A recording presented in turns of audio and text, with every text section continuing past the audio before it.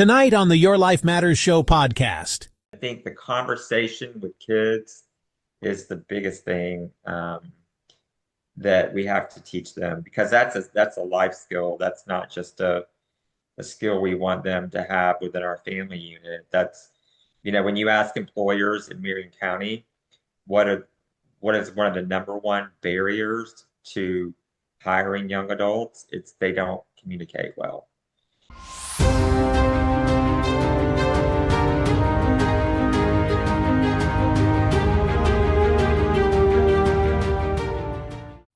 Welcome, everyone. We're so glad you made the choice to watch our show this evening and joining us for another episode of the Your Life Matters Show podcast with your hosts Steve Hodgson and Dr. Eric L. Davis.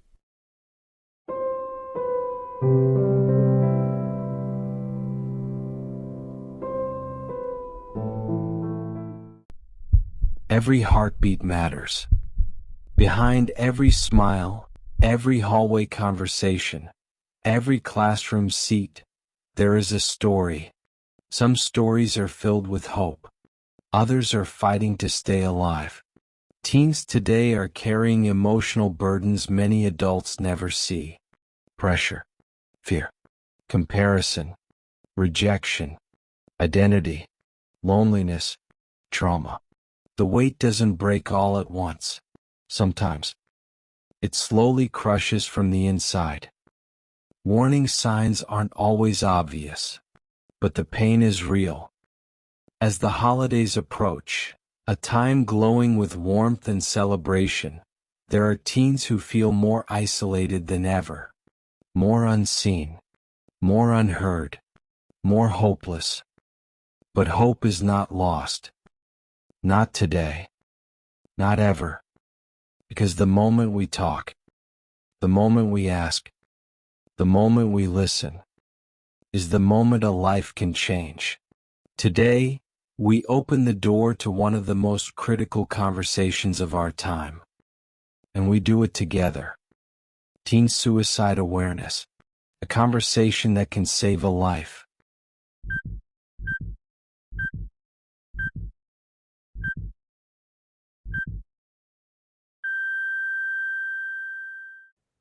Well, howdy, and welcome to the Your Life Matters Show podcast. My name is Steve Hodgson, and I'm here with Santa's helper, Dr. Eric L. Davis. Dr. Davis, got a decent show for tonight. It's a little different. And, to the people that are watching, I apologize for the McCartney shirt that I got on here. I'm in the middle of moving. Half my clothes are still at the other house. So it was the only thing. It was better than the shirt I was going to put on, but we might have gotten a lot of likes for that one, for all I know. But no, it really wouldn't have been for the mental health show here.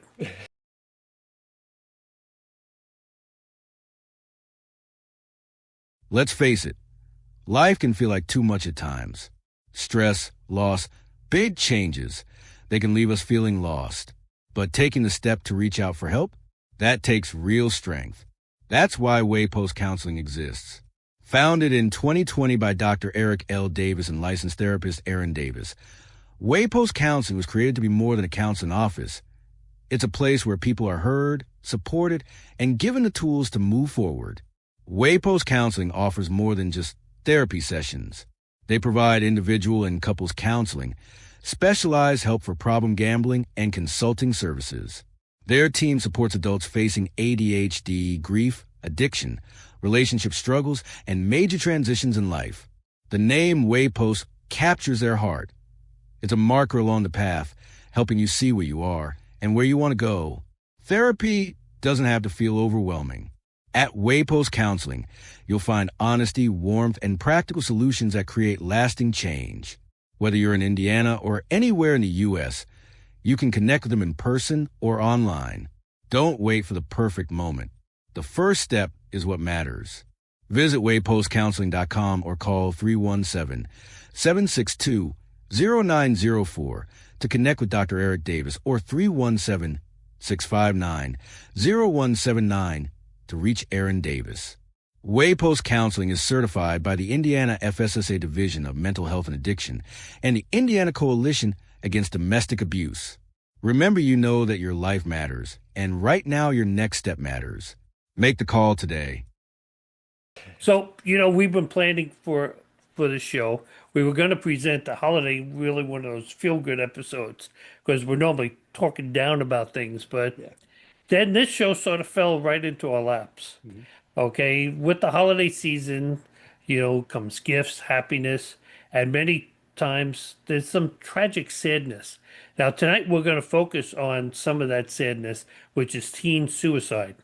Even though rates are statistically lower during the holidays, this doesn't mean the risk isn't present. Okay, many teens struggle intensely during the holidays from loneliness, family stress, pressure, and so much more. Teens can feel increased pressure to please family members, stay busy, and put others' feelings ahead of their own. The risk gets even higher for youth to identify as LGBTQ plus and even racial and ethnic groups. Now, remember, there are many families throughout the United States and the world that are struggling financially right now. Many just barely have the money to pay the rent or mortgage, pay the bills, daily expenses, health insurance. I can go on and on and on. Now, take a teen that's living in that scenario. Their friends are getting all these great gifts. Okay, some of them getting a car and everything else, and their own family can't even afford a holiday dinner for their loved ones. So sadly, not everyone can even afford a tree. And think about that now. For us as adults, well, yeah, we can deal with that, but we're talking about teens today. Okay, now watching all their friends get all this stuff, and this is what they got. So let's look at all of this through the eyes of a confused teen. The embarrassment of going back to school or on social media, listening to everyone rave about the things they got, and they got nothing. Many even suffer bullying from inconsiderate other teens about how poor they are. Hey, you're wearing those Walmart clothes. Sometimes in a teen's mind, they want to escape the entire scene. And you know what? Suicide is the easiest way out for many of them. So, as we approach the holidays, the time when many families come together, we need to recognize that not everyone feels this joy at this time of the year. For many teens across the country, the pressure, loneliness, and emotional weight of life can be overwhelming. Now, today we're going to address one of the most urgent mental health challenges facing young people in the United States, which is teen suicide. The latest national data shows that nearly 1 in 5 high school students, now we'll go again, that's 20%, 1 in 5 high school students has seriously considered suicide in the past year. Okay, I don't know about you, but that's pretty scary. Now, there's just a Very stat. scary. These are our children, our students, our neighbors. So, on this episode, we want to bring clarity, compassion, and hope. We'll start with a quick discussion between Dr. Davis and myself to understand what teens are facing, what's driving the crisis, what signs to watch for. And then it's our great privilege. We're going to be joined by someone who's doing powerful work on this very topic. And in fact, for me, it's right here in Marion County, Florida. Steve Leilich. Okay, Steven's the executive director of NAMI of Marion County. He's leading programs inside middle schools and high schools that are actively saving lives through education, awareness, and early intervention. Now, understand this is going to be a difficult conversation, but it's one that matters. So, listen, parents out there, if you're a parent, teacher, coach, or even just another teen that's watching this, I implore you to stay with us. And remember, you're not alone. There's help, there's hope. And as we always say, and it's written right above, oops, ahead on this side, your life matters. And that's really, your life does matter. So let's begin, Dr. Davis, because I'm tired of talking. We're going to ask a lot of questions. Not going to ask you a lot of questions this episode because I want to spend as much time with Steve from NAMI as I could. So, how serious is the teen crisis right now in the U.S. based on this latest data? So it's one of the most urgent crises that we face. Suicide currently is the second leading cause of death for individuals between the ages of 10 and 24. So, I mean, when you think about that, that's a huge, huge problem. Um, what worries me the most about those rates is the speed of the increase. Where things just they happen very quickly. It's not a gradual increase. So, let's look at what are the biggest emotional or environmental pressures that are pushing so many teens towards suicidal thoughts right now. So one of the things is, social media comparison. So, look, basically the way I say that is judging our insides by everybody else's outsides. Then there's isolation and loneliness, academic pressure or perfectionism, family stress, identity issues, bullying, and then just unmanaged anxiety and depression. What I want teens to understand, they idolize some of these influences Mhm. that you see on there. Okay, I want to be like, this person or that person. And then across the news that you're reading about the issues, the mental issues these people are facing and stuff too. So don't always just go by the glimmer glamour. What was the old saying? The grass is always greener on the other side of the fence.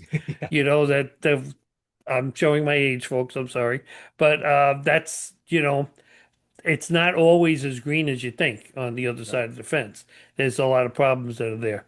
So before we bring our guest on from NAMI, what should parents, teachers, and friends pay attention to? I mean, are there like key warning signs that a teen might be in danger? So some of the main red flags would be if you notice the person talking about, hopelessness or talking about they're a burden, that's one of the things to look for. Sudden withdrawal, major shifts in mood or drop in grades, changes in sleeping or eating, giving away belongings, increased risk taking or self-harm behaviors, or phrases such as, everybody would be better off without me, or I can't do this anymore. So, sometimes guests are tailor-made for this podcast. Okay, we search hard for them. And sometimes they're just like dropped in my lap. Like that happened with our guest tonight, Steve Leilich. Steven is the executive director of NAMI of Marion County, Florida. Now, NAMI of Marion County is an organization of families, friends, and individuals whose lives have been affected by mental illness. Together, they advocate for better lives for those individuals who have a mental order. Now, understand that NAMI isn't just Marion County. NAMI is a national alliance of mental illness, the nation's largest grassroots organization for people recovering from mental illness and their families. Okay, you're going to hear, Steve will talk about NAMI today, uh, but he will probably be talking about Marion County. But understand that the programs that he's doing in Marion County are being done everywhere by NAMI. It's the same, almost, I don't want to use the word cookie cutter, but it's that same cookie cutter thing. It's taking place everywhere there's NAMI. And I mean, right now there's 600 local affiliates and 49 state organizations of NAMI. So they basically got the country covered. And his work with NAMI Marion County started. He started doing campus programs, which are like area high schools and middle schools. And he's been serving as director of development for the board of directors and finally been named executive director in 2024. So it's our pleasure to welcome to the show the executive director of NAMI of Marion County, Steve Leilich. So, Steve, thank you for joining us today on the show. We're really honored to have you join us. I've been trying actually to get someone from NAMI on for a while because you guys are an outstanding organization, and this show fits right in with your organization. So it's great Thank you. having you here. Thank you. Yeah. So for those who may not be familiar, and I just said NAMI, and they may be looking at me like I'm talking French. Can you explain what NAMI is and the specific mission of the Marion County chapter? Sure, sure. So NAMI is an acronym. It stands for the National Alliance on Mental Illness. It's the nation's largest grassroots mental health organization, and it's dedicated to improving the quality of life for people with mental health conditions and their families. And we do that through support, education, awareness, and advocacy. And it was started around a dinner table by a bunch of mothers of children who had mental health challenges up north in 1977. Our chapter here in Marion County was started in 1979. We're one of 21 alliances in Florida, and one of over 900 alliances throughout the country. So we're a national organization, but we're also a local organization in that our alliances, um, we're here in Marion County. We're rooted in Marion County. We have our own board of directors. We have our own classes, support groups, and advocacy efforts. We do have a lot of signature programs that are national, that if you go to Indiana or you go to Georgia, you're going to get the same peer-to-peer class or the same family-to-family support group. But we do cater to our unique population here in Marion County. What would you say motivated you personally to focus so strongly on youth and teen suicide prevention?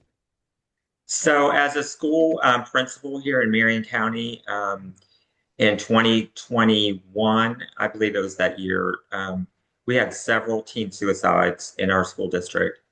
It hit me personally because I had a child who, when I was principal of an elementary school, went on to middle school and committed suicide. So it's always been something very important to me, to see that we educate our youth about mental health. And, we're starting as early as middle school now, going in and doing presentations, because we know some of those habits, those traits, those behaviors in the way we think and the way we cultivate our mental health, those develop at a very young age.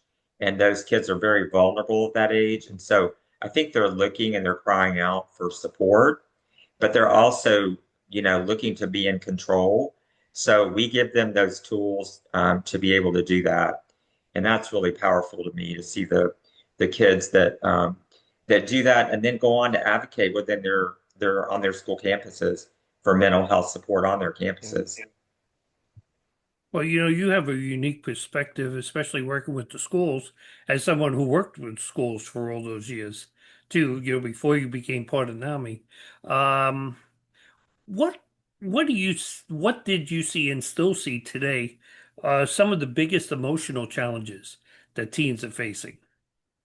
So, it goes back to this, this is a great tool. It's a great tool, but it's I think we also, all got one of those sitting yeah, like right next to us. yeah, it's also something that can be very dangerous to our youth, because kids go on social media and they compare themselves to other youth. And so we have to teach them to weed out, things that are not normal, and we have to teach them to use their screens wisely. Um, but I do think it's still a challenge. Our legislature last year created a law that bans phones on middle and high school campuses. And speaking to several principals just this year, I've said already that it's made a tremendous difference, because it's not a distraction to kids. Mhm. Kids are having conversations more, they're interacting with each other, and they're finding ways to do things, without social media and without technology. Sure, they're still using their computers, they're still using technology as a tool to learn, but they're using it in a responsible way, and it's a more controlled environment where the teacher is teaching them how to navigate on their technology, as opposed to them just, freely scrolling all the time, Yeah. trying to find something to do. Now, I'm Are just there any? curious, before Yeah, you no, ask go ahead, that, Steve. did they, as a follow-up to that, did they find any kind of, you know, backlash from kids not being able to have their phones in the school? Because you look at, sadly, the school killings, the shootings and stuff, and they always, that's why even like younger kids today, parents are giving them a cell phone. So at least Right. they know that they're okay. Did you find that in schools when they took that away? So I've talked, like I said, to several administrators, and they said initially they did get some of that, but they have made it their point to share how parents would be informed should there be something An that happens emergency. on Mhm. campus. And they have that alert system that it's really cool, because last year they gave every employee on a school campus a lanyard with a device connected to it that if there is an emergency, they can push that device 5 or 7 times, depending on the threat. And that immediately goes to administration. If they do it a certain number of times, the cavalry from the, sheriff's department, the police department will come to the school because they know it's an active shooter. So I think some of those things have kind of made parents feel a little bit more secure, knowing that every employee on campus has a role to play in school safety, and they all take it very seriously. They've all been trained, and there are ways to notify parents when there is an emergency. We practice that all the time. We practice lockdowns. We practice safety, where to go in hard corners in classrooms.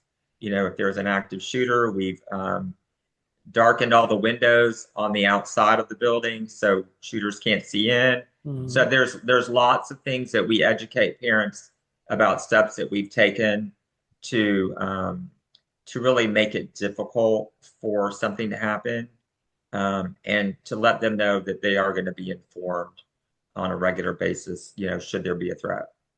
Are there any specific warning signs that, school staff or parents should look for when, that you see often in those environments? Definitely. We teach our kids, our peer mentors in our NAMI on campus programs, as well as the adults on our campus, to look for several things. One is to, notice in another student, are they sad, or are they withdrawn for more than 2 weeks? We all get sad if a pet dies, or if we have a relative that's sick and passes away. But when it's a longer period of time, we start to notice that it becomes abnormal. Any kind of severe or out of control risk-taking behaviors, where they cause harm to self or others, those are always red flags for us. Drastic changes in mood, their behavior, like their personality or their sleeping habits, are those abnormal for, again, that period of 2 weeks or more, because kids sleep a lot, right? Their bodies are growing. They're going through I was just going to say, how could you tell? Yeah.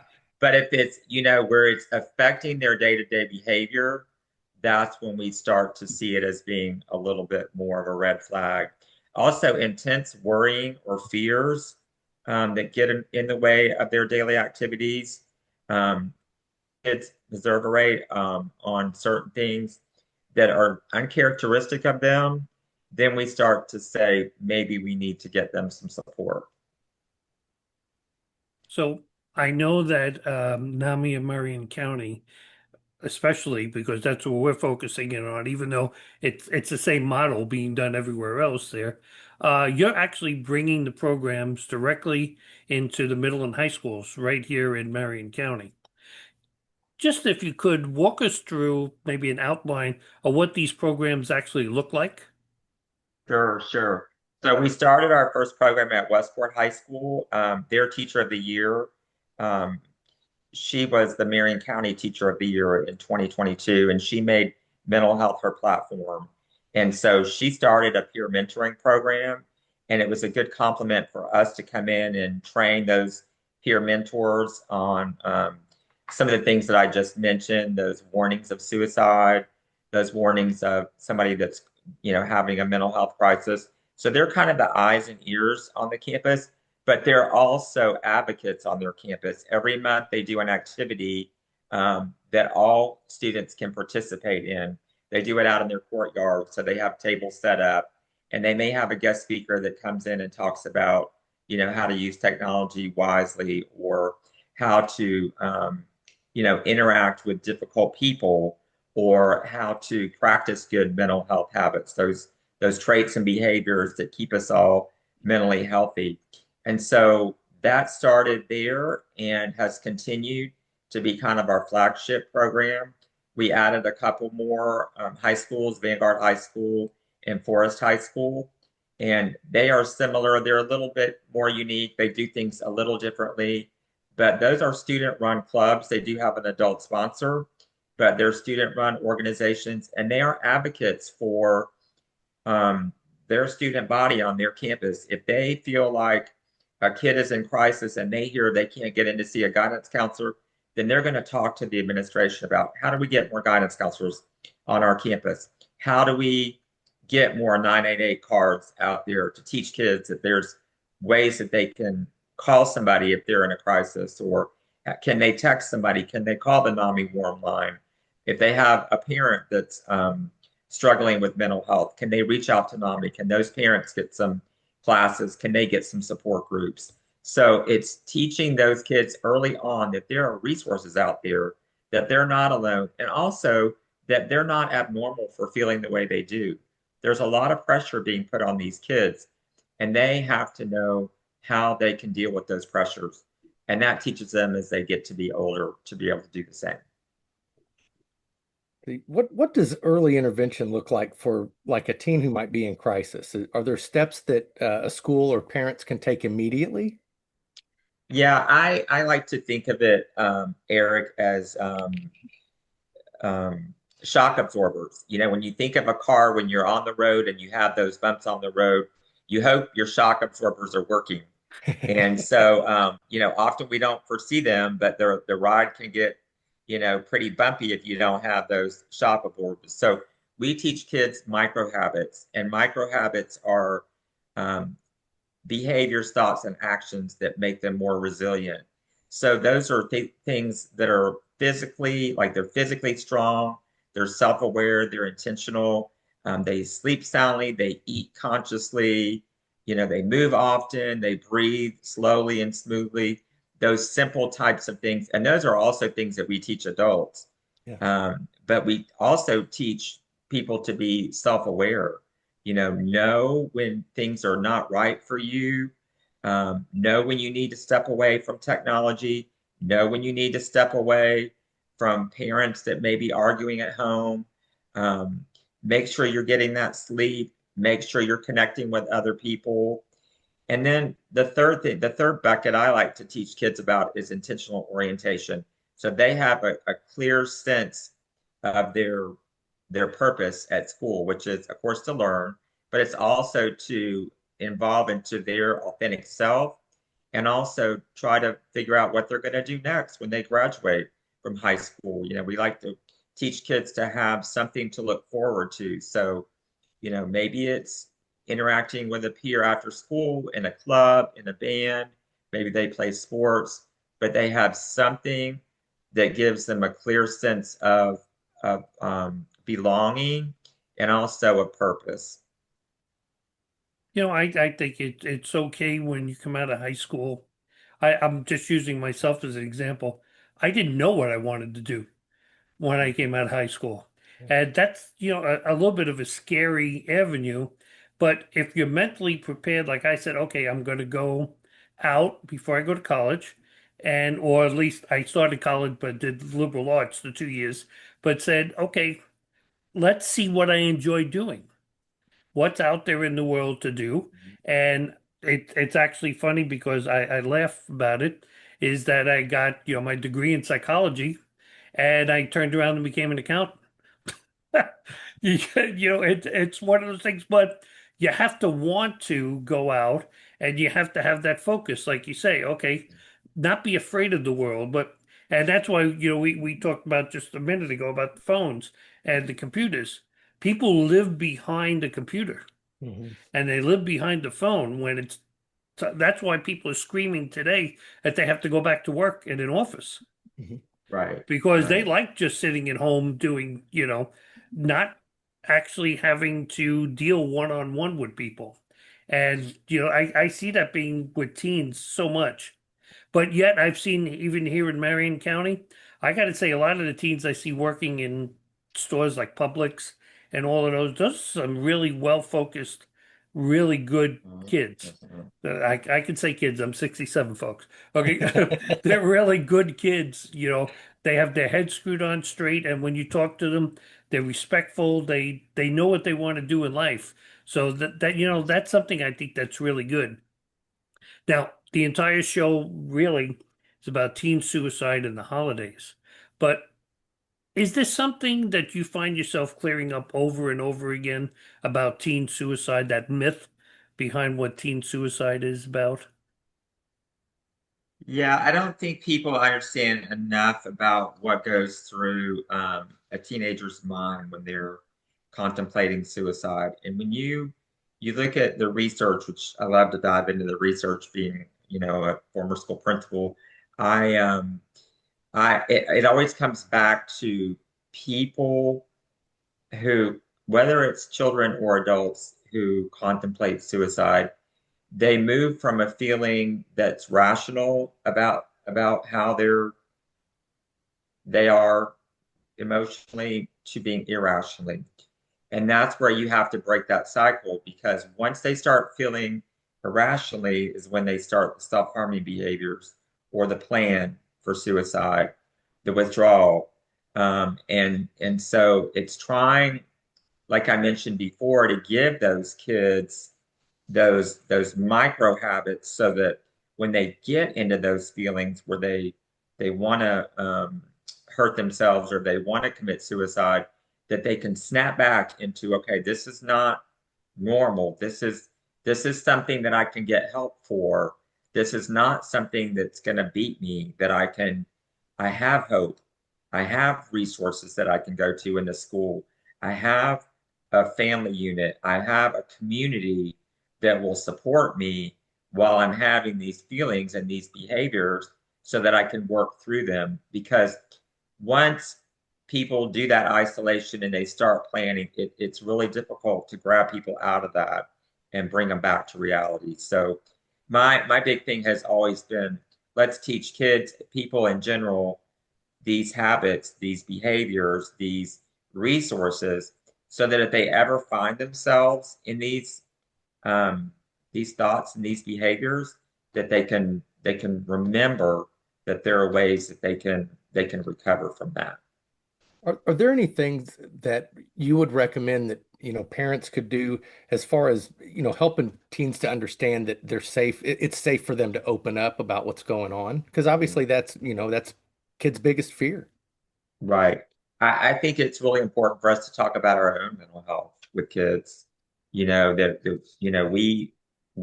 been a child too, just like they have, maybe not the same times and the same pressures and the same challenges, but if we look back, we probably did have some challenges. Um, but I think it's really important for the kids to know that their parents experience some of the same things that they do. And that also to let them know that they'll walk alongside of their kids. They'll teach them how to use technology wisely. NAMI Marion County is one of several nonprofits that is participating in the Put Down the Phone campaign. And so a couple Saturdays ago, we encouraged everybody in Marion County to put down their phone and to look up and see the possibilities around them. There's a website that we created called lookupmarion.com. That's a great resource for parents to start conversations. It's a website that's ongoing, even though our campaign is in process. But it gives parents lots of ways to start those conversations with their kids, but also how to teach them how to use technology wisely. On December 3rd, we're going to have a national speaker come in and speak to youth in our middle and our high schools about using technology wisely. And I think that's a great starting point for parents, is to seek out some of those resources. It gives parents suggestions on ways to open those conversations up about mental health, about technology, and we'll be pouring more resources into that website on a regular basis, so that when people visit it, it won't be the same material all the time. There'll be some things that are consistent, but there'll also be some new things too that they can look forward to. That's great. And we'll have the link for that website that he mentioned in the description of the YouTube. So, Thank and you. actually, I remember to put down the phone day because I live in Yes. Marion County. And I actually Yes. remember that. I was like, gee, that's kind of interesting, Yeah. because a lot of people can't live without their phone. Right. Now, I had the other day where, because I was in the middle of moving and everything else, where my phone went dead. Okay. And I don't It's know. a I think weird feeling nowadays. yeah, I've told Dr. Davis, like in the morning, like one of the first things I do when I get up is I charge my phone all night. And was like lost. And what if somebody needs to and I found myself sitting by the phone waiting for it to charge up enough that even when it plugged in that it would work. And it was like, wow, okay, am I really that obsessed with the phone? It's really scary. Now you talked about, which was actually very interesting, some of the other organizations that are around in Marion County and just in general. What could like churches, youth organizations, even your own neighbors do better to support teens? I think getting into the schools as much as possible, like there are programs like Young Life um, in Ocala that are in our high schools. There is the Rock program that's very successful in our high schools that goes in and provides things like shoes and clothing and school supplies to kids. They call them Rock rooms, where they actually have a designated room on the high school campuses where kids can go in. They're not being watched. They can go in if they need shoes or if they need clothes around prom time. They'll have prom dresses in Texas for kids that can't afford them. So it's those kinds of things that we bring into the schools. It's also being open to having people come in and talk about mental health. Assemblies where they have guest speakers that talk about that. But also, I think programs like the Children's Alliance in our community, they've really done good work to bring to the forefront some of the challenges that our youth face. That's kind of where that Look Up Marion Put Down the Phone campaign originated. We were all sitting around the table at their annual meeting, and we asked what was one of the biggest challenges that kids were facing. So a lot of different organizations came forward to unite to say this would be a united effort. Our police department, our sheriff's department got behind it, our school district, and all of those programs go into the schools regularly. Kimberly's Center on Child Prevention goes in and talks to our youth about what's normal and what's abnormal as far as when you're dating. What do you see as things that somebody asks you to do that are not normal? And so it's all those different organizations, Steve, that go in and really meet kids where they are, meet them in the moment, and offer resources to them. And I will say for kids, they are crying out for resources. They want those things. A lot of times we think that they don't, but they do. And so it's bringing them in a non-threatening way, in a way that they see the value of it. I think that really makes those organizations that go in be successful. Obviously, the work that any mental health work is obviously extremely important. It's close to our hearts here. Um, Are there any examples, obviously without giving any identifying information, but are there any examples you can tell us about where, you were reminded that, hey, this work truly saves lives, like literally saves people's lives? Yeah, absolutely. I've had a couple youth open up to me. I can remember one girl a couple years ago who was cutting a lot, which is the kind of one of the first signs, open signs that you see that somebody's struggling. And she just didn't know how to manage her emotions. And she had talked with a school counselor, but she really needed more than that. And so we were able to get her a licensed mental health counselor in the community. And of course, we did that with her parents' permission. And she really, over time, learned how to cope with some of the behaviors that she was thinking, that she was having. She was, I think, on the verge of being anorexic as well. And so we got her a nutritionist to work with her.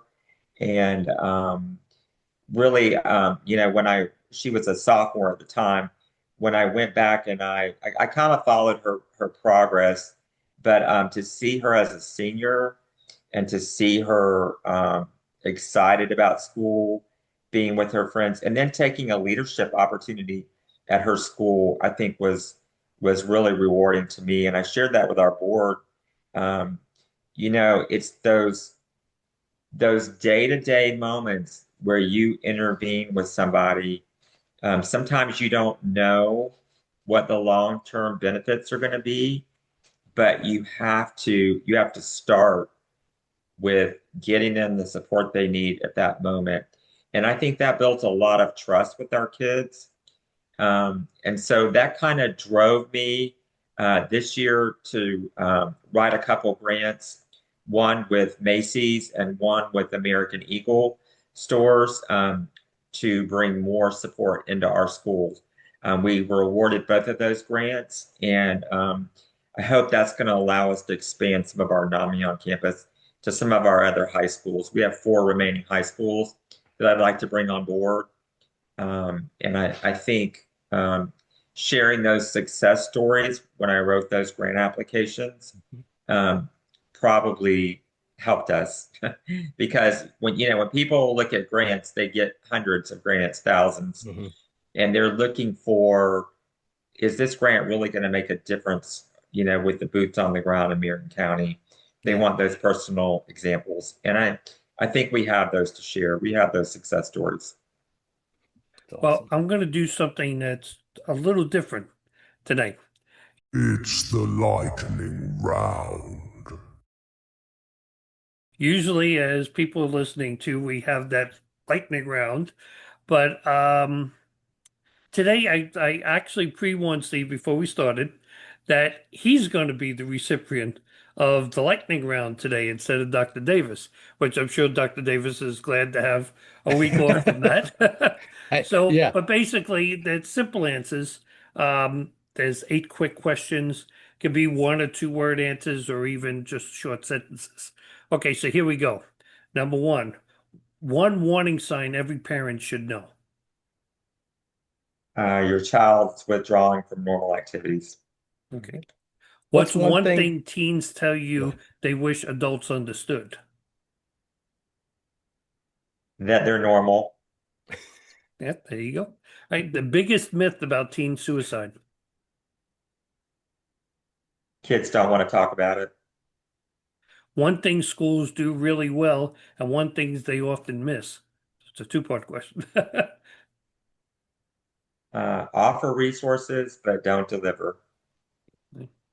If you could give every teen one sentence of encouragement, what would it be? Your life matters. I I've like heard that. that somewhere before, but okay. Okay. What's the most important thing a friend can do if they're worried about their friend? Stay in contact with them. Keep the conversation going. Now, what gives you hope when working with teens? Being physically present in the schools, seeing the kids, witnessing their activities that they're doing and their efforts. Now, one action can someone take today to support teen mental health? Get involved. Get involved with NAMI, get involved with your church, your community organizations, conversations with kids. And that was good because that was going to actually, I didn't realize that was one of the questions. It was the question I was going to ask him. Well, what can people do? And I want people to understand too, we're talking about Marion County NAMI right now, but like Steve said, it's the same everywhere. It's the same program, whether it's done here, whether it's done in New York, whether it's done in Indiana, it's the same program. So people need to realize it's there. The resources are there. If you're a school administrator and it hasn't been put in your school yet, or something, reach out. Yeah. I just wanted to add to, I'm all the way in Indiana, and NAMI has a gigantic presence here. So, NAMI is big. Like he said, it's the largest mental health organization. And they do amazing things, so yeah, thumbs up from me. And I Sure. mean, even And here if I, go ahead. if I could, I know those weren't 1-word answers, but Well, one we're out of thing. those now, so now you can. Oh, we're out of those. Okay, so I Yeah. can plug a couple resources Yes. now. Yes. Okay, all right. So we do have a lot of great resources on our website. If you go to NAMI, MarionCountyFlorida.org, you'll see our website, and there are some consistent things, like Eric mentioned, that all of us have to keep consistent on our websites, but then you'll also see some unique things to our organization. It does talk about that crisis and suicide hotline. You can call 988 24 hours a day, 7 days a week, and somebody will answer. If you do call 911, it's really important to ask for a crisis intervention team officer. Those are officers that are trained locally. There's 9 of them that we've trained so that when they go into a situation, um, they are sensitive to somebody that may be suffering a mental health crisis. The other thing that makes us a little unique here is we have a warm line. People can call 352-368-2405, and they can ask for resources, specific resources in the community, excuse me. It's not a crisis line, it's a referral line. But it's a great resource for those folks here in Marion County. It's funny, every episode, and we know it's coming at some point, because even if when you said 988, I was looking at Dr. Davis, and he was like nodding his head. Yep. It comes up every single episode, and it is so important for people to realize that they can just pick up the phone and dial 988 and get a professional that's Yeah. waiting there to help you. I mean, it's Yeah. as simple as that. Now, all the links you talked about here, the Marion County site, and even the national chapter of NAMI, we have all those links also will be in the description from this to the phone number you mentioned too. That will Thank be you. in there as well. So if you didn't Thank you. catch it, you don't have to scroll back, okay? Just go and look in the description and you'll find that. So I'm going to leave Dr. Davis to ask you the last question. Okay. Let's see. What is one message you want every parent, teacher, and team to walk away with from this conversation today? They're not alone. There is an army of community organizations and resources that are designed to help them, and we're all on the same page with that. I would say Marion County is very unique in that we all are not in competition with each other. We all unite to help our youth, and I think that's it's a great feeling knowing that I can pick up the phone and I can call another organization to meet a need that my organization can't, and vice versa. So they're not alone, and reach out. And the other thing I would say is they're not the first parent to experience what they're experiencing. They sometimes they think they are, and they're ashamed of that, and there's some stigma there, but they're not. And so I would really just encourage people to reach out and take advantage of those resources. And and you actually said it in one of the lightning round questions, your life matters. These kids today have to realize that their lives are just as important as everyone else. I know I've spoken to a lot of teens over the years. They feel like they're not listened to. Right. Okay, but and that's the excuse sometimes why they're sitting at the dinner table with that cell phone in their hand. They're disconnecting from the people that are around them.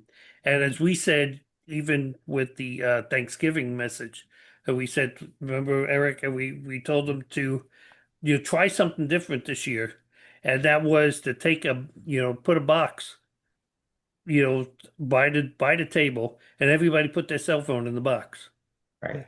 and then sit down at the table and eye to eye have conversations with people.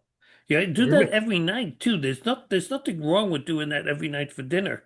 When you sit down for dinner, take the phone away. Let the people talk about their day and listen. Parents, listen to what the kids have to say. Because like you said, most kids don't feel like they have a voice. They start to say, we were at school. Oh, why were you doing that? You weren't supposed to, listen to what the kid has to say, because Dr. Davis and I, we've talked about this before. All you're doing is turning that child off, Yep. that Right. conversation off. Yeah, So, I teach kids and adults in our classes, you have two ears and one mouth for a reason. Hmm. You should listen more than you speak. And, Absolutely. when you're having those conversations with your kids, it used to drive my son nuts because I never asked him yes or no questions. It was always open-ended questions. He'd be like, Dad, can I just get like a quick question that I could answer and go on? And so, I think it's also try to find out what's interesting about people. Mhm. That's, I think, what motivates me is everybody has a story. Everybody has something they're passionate about. And maybe if I listen to them and learn about what they're passionate about, maybe I'll become passionate about it. mhm. And I always say there's three things don't ever talk about: sex, religion, and politics. If you keep those things away from your holidays, you're Yep. going to be much better off, especially with the adults. I don't think the And kids there's no care question about about those that. things as much, but that's always the rule at our table. But I think the conversation with kids is the biggest thing that we have to teach them, because that's a life skill. That's not just a skill we want them to have within our family unit. That's, when you ask employers in Marion County, what is one of the number one barriers to hiring young adults? It's they don't communicate well. And so trying to teach kids how to do that, how to look people in the eye, Mhm. how to, start the conversation, how to shake their hand, how to give them a compliment. Those are the kind of things that are important to those relationships and those communication. Well, Steve, I want to thank you for joining us today on the show. Thank you. I really want to have you on again in the future, and Absolutely. maybe we could talk the the director of the Miami chapter, is it Orlando chapter? Okay, Fred Morello. Yes, Okay, yes. maybe we could get him to join us on here also. He's a Okay, great guy. even Yeah. if I got a full rank to get him on, Yeah. I will get him to join us. And Hey, I'll get Freddie on speed dial. Don't worry. yeah, there you go. And this way, there are more topics other than suicide, and I think teen suicide is so important. The youth, I think, are so important because they seem to be forgotten. I don't know why, but I see it myself. They just seem to be forgotten. And I remember when we went to school, well, back when I was going to school, kids were so important. We worked with the kids, we nurtured the children. And even when I went to high school back in the low 70s, okay, I mean, we were still worked with and we were praised for everything we do. We were motivated to keep doing. I mean, I always talk about, and I don't want to go a long story of this one teacher I had, and I had him for social studies for 3 years, and I hated the man. Okay, it was a really good teacher, but he was strict. And then I said, okay, great. I don't have to take it in senior year. And I took Italian, and he started teaching Italian that year. So, so it was meant to. But I remember in junior year, I was not passing, and took me in the classroom, and or after everyone left, and said, "You're going to come here every day for an hour after school every day." And I was like, but he's like, no, you're not going to fail my class. He says, I'm going to sit and I'm going to work with you. Okay. And he would talk and he got to the point where, yes, my mark grades increased and, I did well. And that is important. I think that, people showing up for a paycheck in schools isn't a good thing. You're in the line of work where you have to care about the children that you're with. Yeah, I used to tell my teachers, kids will do anything for you if they trust you, Hmm. but if they don't, they're not. Yeah, they're You not going to can't do it. you can't get to rigor and relevance without relationships. Yeah. And so, you may be great at teaching content, but if the kids are not hearing it, then Mhm. you really are not great. So, and it's also like you said, that teacher was willing to invest in you. Failure is not an option, is what I heard Yeah. you say. That's another thing I used to tell teachers. I don't want to see F's on report cards. F's tells me that both you and the student failed. And so before we Mhm. get to that point, let's have conversations about what we can do differently. And especially if the majority of your kids are failing, that's to me, there's something wrong there with how we're delivering the instruction. So, but you also have to realize teachers are under a lot of pressure too. They have their own Yeah. pressures from, their families and societies, and teaching's a hard job. It used to be when we were in school, you commanded attention when you were a teacher. Now you have to get up there and really entertain kids Yeah. to hold their attention because they're used to being entertained Mhm. with phones and technology and everything else. So it's different, but it's still about relationships. Yeah. You have to invest in kids, and the good teachers do that. Mhm. Well, Yeah. Steve, thank you for joining us. Your organization is Welcome. doing Thank you. great work here in Marion County, and just Thank you. overall, they're doing great work. NAMI is doing great work throughout the U.S. So, fantastic. Thumbs up. And as I Thank you. said, we'll have you on again soon. All Absolutely. right. Yeah. Thank Thank you you so very much. much.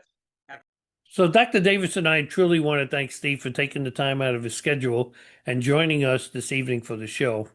See, a mutual friend of Steve and I knew he'd be a perfect match for our show. And I want to thank Eric for that because Eric has actually given us the guests from Love Inc. Yeah. Even the one we did with the pet thing has all come through Eric. So, Eric, thank you very much for that. So, a final couple of questions before we wrap up this episode. After hearing what Steve had to say today, what stands out to you most about the current landscape of teens' mental health?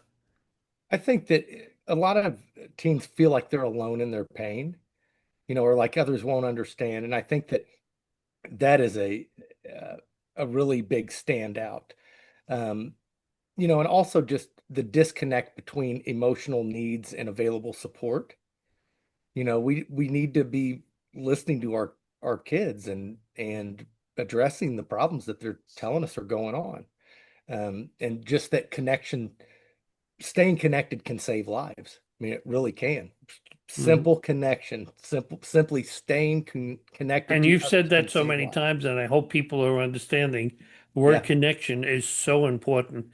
I mean, even Steve said earlier about, they communicate better if they trust the person. yeah, And they can't trust the person if they're not communicating with them. So, I mean, it all comes back. It's almost like a full circle. It all always zeroes back to that. So, clinically, what's the first thing a parent or caregiver should do if they suspect their teen is struggling or even talking about self-harm? well, so the first thing is try to remain calm. And then the next thing is, um, keep the door open for conversation. Make sure that they know that it's okay to come to you and to talk about what's going on. Well, what if a parent is watching this right now and they feel overwhelmed, even unsure what to do, or even afraid to have the conversation with their child? What should they do? Let's look at it from a parent's point of view. What should they be doing right now? Um, Staying present, staying curious about what's happening in your kids' lives. And then the hardest thing will be to listen without judgment, to listen without instantly judging. Because that if we're defensive or if there's constant judgment, that our children won't come talk to us. Exactly. If, like I said earlier with Steve, if we yell at them, every time they go, you're going to actually talk, and we start yelling and lecturing them, because they, heck with this. Yeah. Okay, in lack of a better word, I don't need to deal with that. And my next question is even for the teens who may be watching. Okay, even maybe silently struggling themselves. what message do you want them to hear from you today? That their feelings are real and valid. I think a lot of times it's, I've seen instances where a kid in high school will be talking about a broken heart. Well, you don't even know what love is, son, or what. It's like that is not helpful. That's not helpful at all. Their feelings are valid, they're real to them, and that's what matters. And just making sure they know that they're not alone, that we're going to love them through whatever it is that's going on. Steve mentioned it, and we talk about it every single episode, and I even think there's something in the written description about it also that I post up every week too. 988. So listen, teens, if you're sitting out there, and even to a parent who thinks that their teen might be considering that right now, don't wait. Okay, even if it's a holiday, pick up the phone, dial 988, talk to somebody. Okay, because your inaction today might be, if you're seeing the signs that strong and you wait, they may be too late at that point. So pick up the phone, dial that 988. Somebody is waiting there to help you. So I want to thank everyone for being here with us today for this important conversation. Now, if today's episode stirred something in your heart, that's okay. It just means you care. It means you're listening. Okay, remember that word, communication. You're listening. And it means you're willing to be part of the change our teens so desperately need. Our young people are carrying so much more than many of us realize. When a teen feels seen, when they know someone's paying attention, when they hear you matter and your life matters, that can be a spark that keeps them going. Sometimes hope is a quiet whisper, but it's enough to start someone on a path to healing.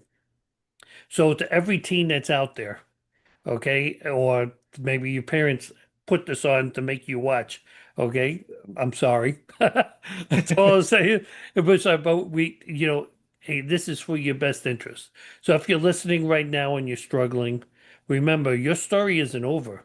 It may seem like it because, when you get in that frame of mind, you stop looking at what's available out there. But I want you to know one thing, and Dr. Davis will probably want you to know this too. You're stronger than you actually realize. Yes. Okay, you may not think so right now, but if you're thinking or even considering the thoughts of suicide, okay, you need to stop right now and you need to ask for help. Mhm. There's no sin in it. No one's going to look down at you. Right. No parent should be yelling at you or anything. If this is something serious, we need to take care of it. Yeah. Okay, and again, 988. Okay, Yeah. even if you're afraid to go to your parents right away with it, pick up the phone or text. You can even text it if you don't want to. 988. Talk to somebody any time of the day and night, 24/7, as they say. There's someone there. Now, to the parents and caregivers out there, if you don't have the perfect answers and no one's expecting you to, just start a conversation. Sit with your teen, ask them how they're doing, how their heart is doing. Your presence alone can be life-saving. So we said communicate, Yeah. okay, with them. No judgment, communicate. Hear. That's, if we do that, we talk about even couples, that we don't hear what the other one is saying anymore. We have an agenda, and that's all you need to hear what they're saying. And again, as to every teen watching, I know you don't know me, okay, but please humor this old guy for a few seconds. I do have a Paul McCartney shirt. No, listen closely. You're not a burden. Okay, you're not alone. You really are loved, okay, and you're valued. And the world is absolutely better with you in it. Okay, it may not seem like that, but believe that. Okay, if you believe one thing that we're saying here, believe that the world is better with you in it. Now, I Absolutely. truly hope you hear that message and it resonates with you, especially with Christmas coming up. Okay, no matter how stressful you think Christmas is going to be for you, it's still remember the joy of the season. You don't need to get 100 gifts, Yeah. to have a good Christmas. You just be with your loved ones. I mean, that's really what all Christmas is about. You can Yeah. get a piece of paper and write a Christmas card to them and give them a good Christmas card. So remember, folks, if you like this episode, click the like button, subscribe, and there's many of you that are watching that haven't subscribed yet. Okay, and share this episode with someone or even with a group that you really believe needs to hear this message. Definitely. So if you're part of like a suicide group or something like that, share the link for the show. You never know. We always say if we can help just one person, let's get the word out there. Maybe we can help 5 this time instead of 1. And remember, you can visit us at the web at yourlifemattersshowpodcast.com. So thank you for sharing the time with us. Hold on to one another. Remember, hold on to hope. And as always, please never forget that your life matters. Now, if you don't join us for the holiday message next week, from all of us, we wish you a truly happy and healthy holiday season. Absolutely. God bless you, and we truly hope to see you next time. Yeah, thank you. And that's it. And we made it do that. That was awesome. Thank you for joining us for this week's new episode of the Your Life Matters Show podcast. Please be sure to join us again next Thursday for another great episode with your hosts, Steve Hodgson and psychotherapist Dr. Eric L. Davis. Please remember to subscribe to our channel if you have not already done so, and hit the like button and leave a comment. Your help with this helps us reach a wider audience that may need our help.